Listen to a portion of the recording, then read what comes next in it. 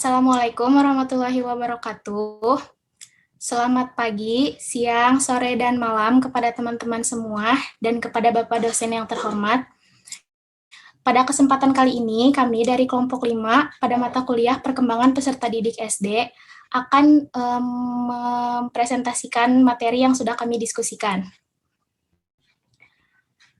Sebelumnya, izinkan saya mengucapkan terima kasih kepada Bapak dosen pengampu mata kuliah ini, yaitu Bapak Ari Rahmat Riyadi, dan kepada teman-teman kelompok 5 yang sudah hadir dalam room ini. Materi yang akan disampaikan pada presentasi kali ini yaitu tentang analisis konsep dan profil perkembangan sosial. Sebelumnya, izinkan saya memperkenalkan anggota kelompok pada presentasi kali ini. Yang pertama ada Aulia Sukmawati dengan NIM 2001471. Yang kedua ada Hardini Wiri dengan NIM 2001000.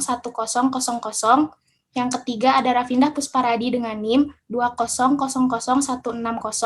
Dan terakhir ada saya sendiri yaitu Siti Nurani dengan NIM 2000911.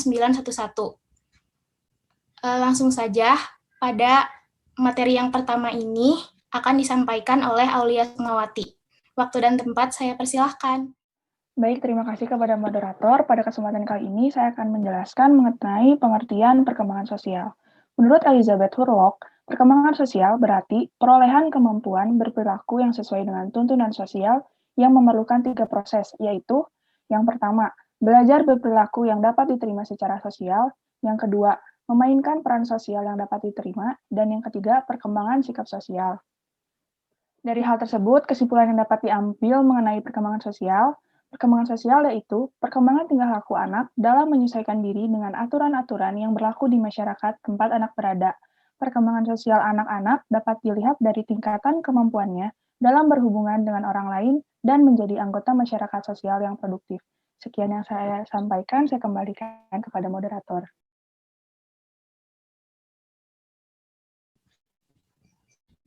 Terima kasih kepada Aulia Sukmawati yang sudah menyampaikan materi pertama. Selanjutnya, materi yang kedua akan disampaikan oleh Saudari Hardini Wiri. Kepadanya, waktu dan tempat saya persilahkan. Moderator yang telah mempersilahkan saya untuk memaparkan materi yang akan saya paparkan. Selanjutnya adalah proses penamaan nilai sosial. Yang pertama ada proses imitasi. Proses imitasi berupa proses peniruan terhadap tingkah laku atau sikap, serta cara pandang sebagai model dalam aktivitas yang dilihat anak secara sengaja belajar bergaul dari orang yang tadinya dituntut menjadi model yang baik bagi anaknya. Selanjutnya adalah proses identifikasi. Proses identifikasi berupa orang yang didasarkan pada orang tersebut untuk menjadi seperti individu lain yang dikaguminya. Atau dengan proses ini menyamakan tingkah laku sosial orang yang berada di sekitarnya sesuai dengan perannya kelak di masyarakat. Yang ketiga yaitu proses internalisasi. Proses internalisasi ini berupa proses penamaan serta penyerapan nilai-nilai atau dengan kata lain perkataan relatif mantap dan menetapnya suatu nilai-nilai sosial pada diri seseorang, sehingga nilai-nilai tersebut tertanam dan dibutuhkan pemahaman terhadap nilai sosial yang baik dan yang buruk. Kelak ambang menjadi posisi tanggung jawab. Selanjutnya ada ciri perkembangan sosial. Menurut Sriyanti Rahmatunisa, masa dalam perkembangan sosial anak usia dini dapat dicirikan melalui berbagai kegiatan yang ditujukan oleh seorang anak kepada anak lainnya sebagai berikut. Yang pertama adanya minat untuk melihat anak yang lain dan berusaha mengadakan kontak sosial dengan mereka. Yang kedua, mulai bermain dengan mereka. Yang ketiga, mencoba untuk bergabung dan bekerja sama dalam bermain. Yang keempat, lebih menyukai bekerja dengan 2 atau 3 anak yang dipilih sendiri. Sekian dari saya kembalikan kepada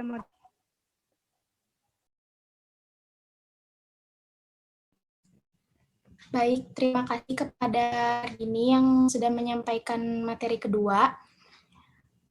Selanjutnya kita masuk kepada materi ketiga yang akan disampaikan oleh Rafinda Pusparadi. Waktu dan tempat saya persilahkan. Sebelumnya, saya ucapkan terima kasih banyak kepada Siti Nurani selaku moderator yang telah memberikan kesempatan kepada saya untuk memaparkan materi selanjutnya, yaitu mengenai faktor penghambat perkembangan sosial. Ada beberapa hal yang menjadi faktor penghambat dalam perkembangan sosial anak. Yang pertama, ini diantaranya adalah kurang kesempatan bersosialisasi. Hal ini disebabkan oleh, bisa dikatakan ada 2 poin. Yang pertama, adanya orang tua dan anggota keluarga yang tidak memiliki cukup waktu untuk memberi stimulasi atau rangsangan kepada anaknya untuk menjadi bagian dari anggota kelompok kepada keluarga dan teman sebayanya. Yang kedua, dilihat dari sikap orang tua yang entah itu terlalu protektif atau terlalu melepas gitu. Jadi, kalau misalnya dari protektif ini selalu melarang anak untuk bergabung dengan teman seusianya karena kekhawatiran mereka yang berlebihan.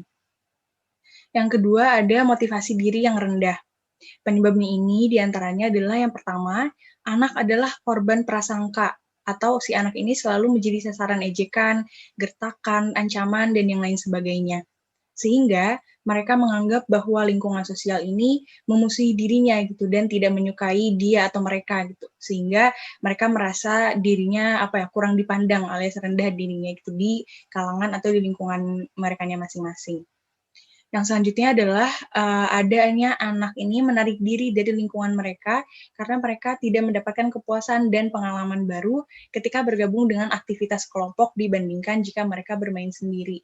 Alias mungkin adanya dia merasa dia terasingkan gitu dengan kondisi dia saat bergabung dengan kelompok di lingkungan sekitarnya. Yang selanjutnya adalah adanya ketergantungan diri yang berlebihan. Jika anak terus bergantung kepada orang lain, baik kepada orang dewasa atau teman seusianya, sampai bahkan nantinya berlarut-larut gitu sampai melewati saat teman seusia telah mandiri, tentu hal ini akan membahayakan bagi penyesuaian pribadi dan sosial, karena nanti dia tidak melakukan adaptasi dengan lingkungannya sendiri, tidak menyesuaikan dengan kemampuan dan kapasitas dirinya untuk berkembang secara lebih lagi di lingkungan sosialnya, karena kan ini dilihat dari perkembangan sosial anak. Dan yang terakhir ini adalah adanya adaptasi diri yang rendah, yaitu tadi gitu. Untuk penyebabnya sendiri, anak tidak memiliki motivasi untuk menyesuaikan diri.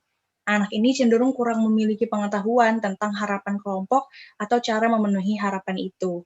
Akibatnya, yang pertama, anak ini akan terbuang atau tersingkir dari hubungan sosial, sehingga mereka tidak berkesempatan untuk mempelajari pengalaman yang didapat dari keanggotaan kelompok.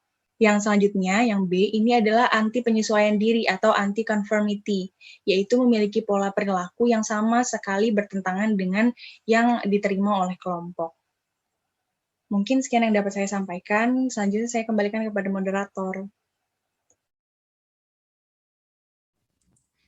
Baik, terima kasih kepada Rafinda yang telah menyampaikan materinya.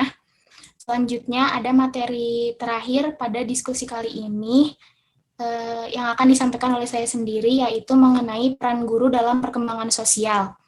Di sini ada 4 gitu ya peran guru yang bisa dilakukan untuk mencapai perkembangan sosial anak. Yang pertama ada memberikan berbagai stimulasi pada anak. Pendidik perlu memberikan stimulasi atau rangsangan edukatif agar kemampuan sosial emosi anak dapat berkembang sesuai dengan tahapan usianya. Kegiatan belajar seraya bermain dapat dioptimalkan sebagai cara untuk menstimulasi anak.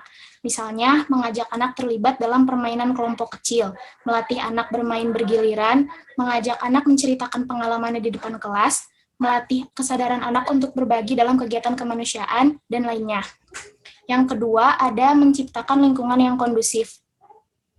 Pendidik perlu mengelola kelas menjadi tempat yang dapat mengembangkan kemampuan sosial anak, terutama kesadaran anak untuk bertanggung jawab terhadap benda dan tindakan yang dilakukannya. Lingkungan fisik menekankan pada ruang kelas sebagai tempat anak berlatih kecakapan sosial emosinya, sedangkan lingkungan psikis lebih ditekankan pada suasana lingkungan yang penuh cinta kasih sehingga anak merasa nyaman dan nyaman di kelas. Selanjutnya, yang ketiga ada memberikan contoh. Pendidik adalah contoh konkret bagi anak. Segala tindakan dan tutur kata pendidik akan diikuti oleh anak. Oleh karena itu, pendidik seyogayanya dapat menjaga perilaku sesuai dengan norma sosial dan nilai agama, seperti menghargai pendapat anak, bersedia menyimak keluh kesah anak, membangun sikap positif anak, berempati terhadap masalah yang dihadapi anak, dan sebagainya.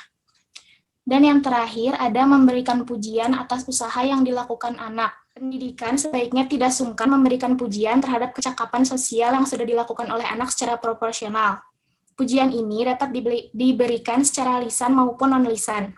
Secara lisan, pujian diberikan sesegera mungkin setelah anak menunjukkan perilaku yang sesuai dengan tujuan perkembangan sosialnya. Dan secara non-lisan, pujian dapat diberikan berupa senyuman, pelukan, atau pemberian benda-benda tertentu yang bermakna untuk anak. Sekian presentasi dan diskusi dari kelompok 5 pada mata kuliah perkembangan peserta didik di sekolah dasar yang diampu oleh Bapak dosen Ari Rahmat Riyadi, dan juga kepada teman-teman yang sudah menyaksikan presentasi dan menyimak diskusi ini. Kurang lebihnya mohon maaf. Wassalamualaikum warahmatullahi wabarakatuh.